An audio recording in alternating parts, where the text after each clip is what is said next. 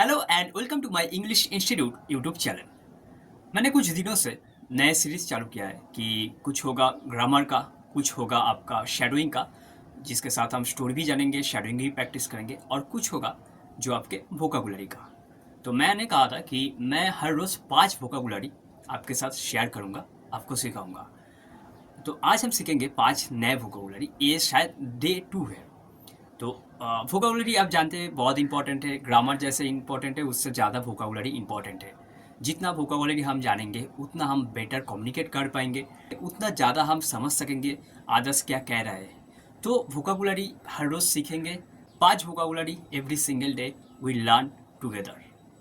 सो आज जो पहला वोकाबुलरी है वो होगा आपका staying up late. Staying up late तब हम यूज़ करेंगे जब सोचिए आज के जो जनरेशन के जो लोग हैं, जो अर्ली ट्वेंटीज़, जो टीनेज में है, लेट ट्वेंटीज़, मैंने देखा जो 35-40s है, वो भी आजकल देर रात तक फ़ोन चलाते हैं। तो मैंने काफ़ी बच्चों को देखा है कि वो सोते हैं 3 बजे 4 बजे रात को। हम उस वक्त इस स्टेइंग अप लेट को यूज़ करेंगे। स्टेइंग अप लेट का मतलब है देर तक जगना। सेकंड पर आता है आपका यॉर्निंग। यॉर्निंग का मतलब ये होता है कि जैसे मैं कल रात को नहीं सोया था और अभी मैं ऑफिस आया और मैं लेज़ी फील कर रहा हूँ, मुझे नींद आ रहा है, तब हम ये करते ना। तो इस चीज़ का मतलब होता है yawning. Yesterday I am not sleep properly, that reason today I am yawning. So same thing is here. Yawning हम तब यूज़ करेंगे जब हम लेज़ी फील करते हैं, हम हाई तुलते हैं, इसको कहते हैं जमाई लेना। तो हम यॉर्निंग तब यूज़ करेंगे। थर्ड नंबर पर आता है आपका लीन बैक।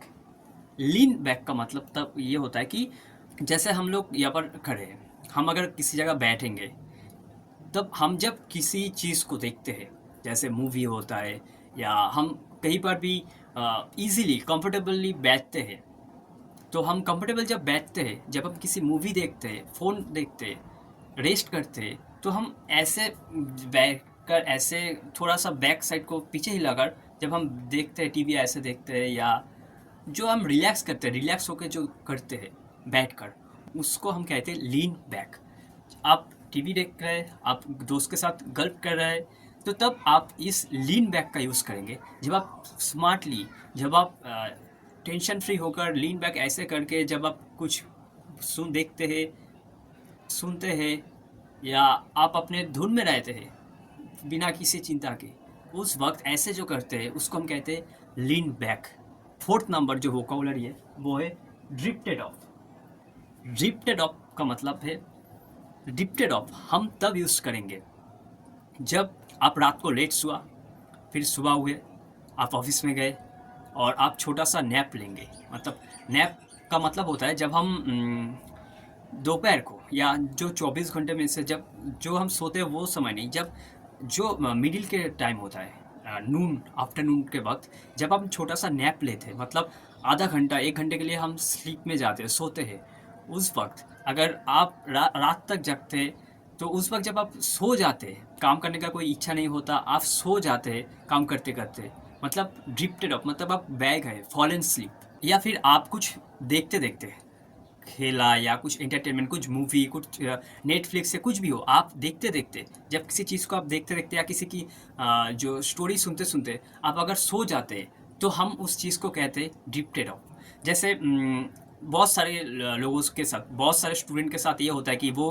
पढ़ते पढ़ते उनको नींद आ जाता है। स्पेशली बच्चों के साथ ऐसा होता है कि जब वो पढ़ते हैं तब आपको नींद आ जाता है, तो उस वक्त हम यूज़ करेंगे ड्रिफ्टेड ऑफ, मतलब फॉल एस्लीप। सो आपको पता चल गया कि ड्रिफ्टेड ऑफ का मतलब क्या होता है, फॉल asleep। मतलब आप सो जाते हैं किसी से बात करते करते, या किसी चीज़ को सुनते सुनते बह जाते हैं, तो आपको वो कहता है ड्रिफ्टेड ऑफ। लास्ट जो आज के वोकैबुलरी है 5 नंबर पर, वो है एपोलोजाइज। एपोलोजाइज इसका बेसिक मतलब हर कोई यूज़ करता है। इसका जो सिनोनिम्स होता है वो हर कोई यूज़ करता है, चाहे वो इंग्लिश उनको आता है या आती है, या फिर नहीं आता है, हर कोई इस चीज़ को यूज़ करते हैं। एपोलोजाइज, एपोलोजाइज का मतलब ये होता है कि आप कहिए कि एपोलोजाइज का मतलब क्या होता है। एपोलोजाइज का मतलब होता है माफ़ी मांगना, सॉरी। सॉरी तो हम हर रोज़ किसी से ना किसी से कहते हैं सॉरी। तो एपोलोजाइज का मतलब है सॉरी। हाँ, एपोलोजाइज तब यूज़ होता है जब हम किसी बिजनेस, किसी एकेडमिक, किसी ईमेल यूज़ करते, जब हम उस चीज़ को यूज़ करते, तब हम कहते apologise. I apologise for any misunderstandings. किसी के साथ कुछ आपका जो कुछ चीज़ों के वजह से आप उनको गलत समझे, तो आप उनको कहेंगे कि आई एम सॉरी। उनकी जगह कहेंगे आई एपोलोजाइज फॉर एनी मिसअंडरस्टैंडिंग्स। इससे आपका रिश्ता अच्छा होता है। तो आपको समझ आए कि एपोलोजाइज हम कहाँ पर यूज़ करेंगे। तो ये था आज के 5 वोकाबुलरी। मैं फिर से रिपीट कर देता हूँ। पहला था staying up late. Staying up late हम तब यूज़ करेंगे जब हम देर रात को जागते हैं, सोते नहीं, वीडियो गेम खेलते हैं, कुछ काम करते हैं, ऑफिस वर्क, तब हम स्टेइंग अप लेट का यूज़ करेंगे। सेकेंड पर आता है आपका यॉर्निंग। यॉर्निंग का मतलब होता है,